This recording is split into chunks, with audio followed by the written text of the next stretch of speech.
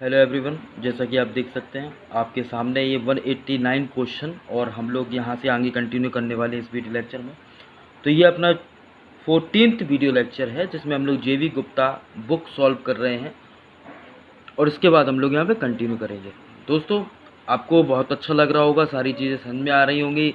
अगर आपको सर्किट नहीं आते तो यहाँ पे आपको बहुत सारी चीज़ें समझ में आई होंगी, कॉन्सेप्ट समझ में आए होंगे। यहाँ पे गेट इंजीनियरिंग सर्विस लेवल के जितने भी क्वेश्चंस हैं वो सारे सॉल्व करा रहा हूँ ताकि यही क्वेश्चंस आपको कॉपी पेस्ट मिलेंगे जेईई के एग्ज़ाम में।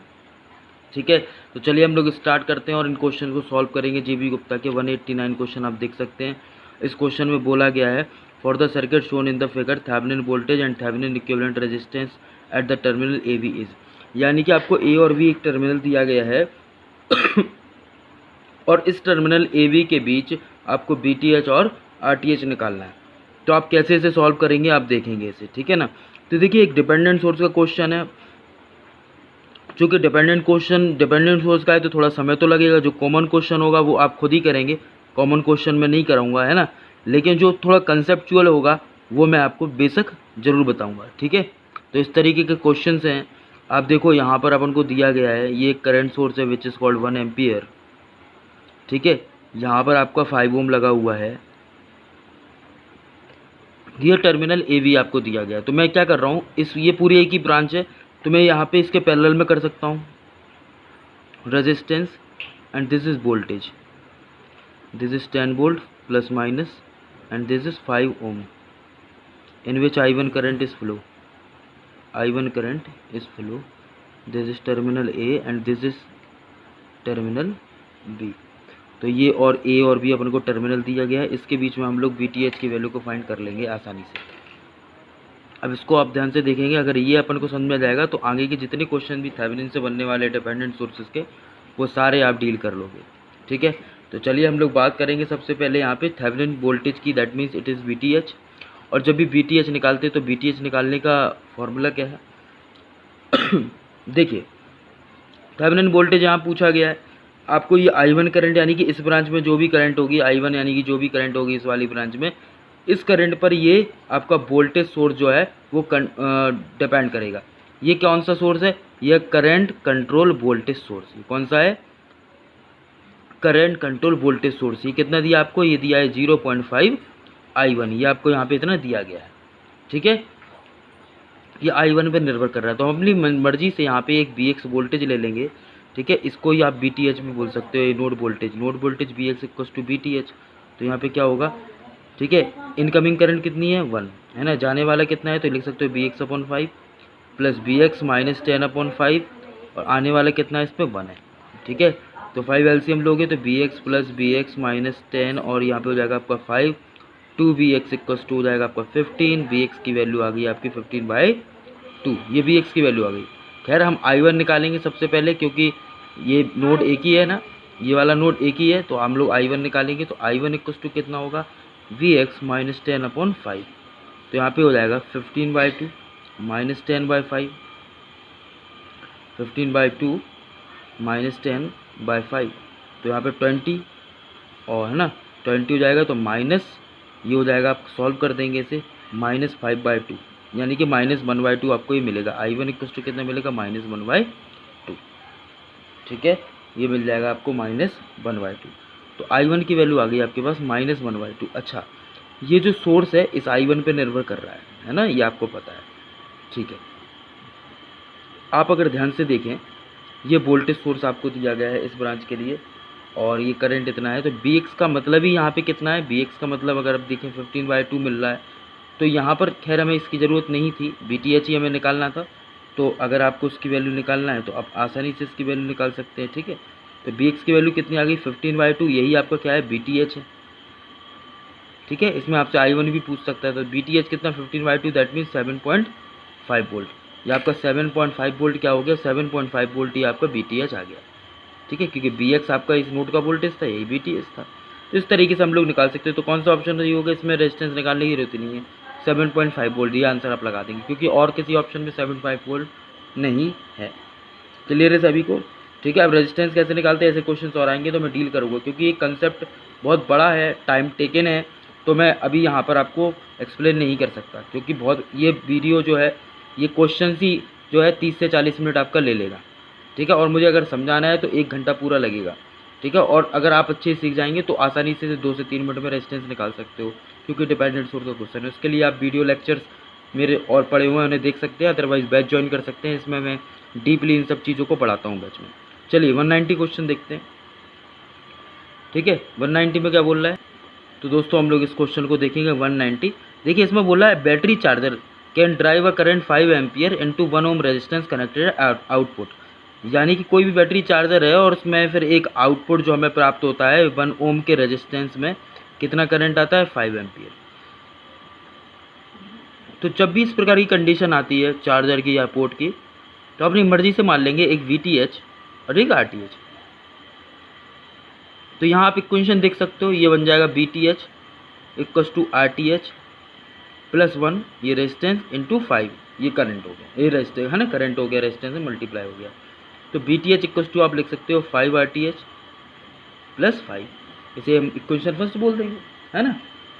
चलिए इसी प्रकार से आप अगर देखें, it is able to charge an ideal 2 volt battery at 7 ampere rate. 7 ampere rate में बात कर रहे हैं, तो अब देखिए क्या हो जाएगा, ये रेजिस्टेंस ये आपका ऐसी था, ये वोल्टेज VTH, तो 7 एम्पियर रेट में कितना वोल्टेज, 2 वोल्ट।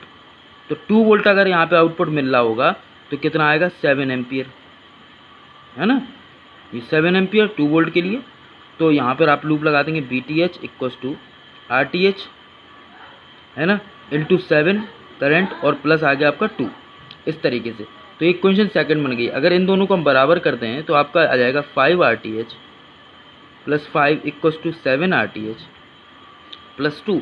दैट मीन्स यहाँ पे हो गया आपका 5 माइनस 2 इक्वल्स टू ये 3 हो गया, और 7 माइनस 5 हो गया आपका 2 RTH। तो RTH इक्वल्स टू आपका कितना आ गया, 1.5। तो RTH इक्वल्स टू 1.5 ओम, और अगर हम पुट कर देंगे VTH अगर निकालना है आपको, तो 5 इंटू 1.5 प्लस 5। आप देख सकते हैं ना इक्वेशन फर्स्ट आप लेंगे यहाँ पे, तो यहाँ पे कितना आ जाएगा, 5.5 ये दैट मीन्स 7.5 प्लस 5, और यहाँ पे आ गया 12.5, है ना, 12.5 वोल्ट। तो रेजिस्टेंस आया 1.5 किसी में, हाँ जी बी और डी में। अच्छा वोल्टेज कितना है, 12.5 किस में, बी में, यानी कि बी ऑप्शन करेक्ट। क्लियर है, देखो आपने कितनी आसानी से इसको सॉल्व कर लिया। तो इस तरीके से हम लोग क्वेश्चन को आसानी से डील कर सकते हैं। चलिए इसके बाद हम 191 जो क्वेश्चन है उसे देखते हैं ना। तो ये क्वेश्चन आप बहुत अच्छे से समझिए एक एक चीज़, और एग्जामिनेशन पॉइंट ऑफ व्यू से बहुत ही इंपॉर्टेंट है इस टाइप की क्वेश्चन। ये 191 क्या बोल रहा है, एक आपको पोर्ट दे दिया, कनेक्शन दे दिया कि तो जब भी पोर्ट बोले, ठीक है, तो हम लोग क्या करेंगे, एक RTH ले लेंगे और एक VTH ले लेंगे, ठीक है। इस प्रकार का अरेंजमेंट है, और इसमें करंट एक अपोजिट डायरेक्शन में फ्लो हो रहा है विच इज I, और यहाँ पर आपको एक वोल्टेज लगा दिया गया प्लस माइनस V। देख सकते हो आपके सामने है मोबाइल में, ये क्वेश्चन बना हुआ है, करंट की डायरेक्शन अपोजिट है, ठीक है, प्लस माइनस ऐसा करके दिया गया है। तो हम लोग इसमें लूप लगाएंगे,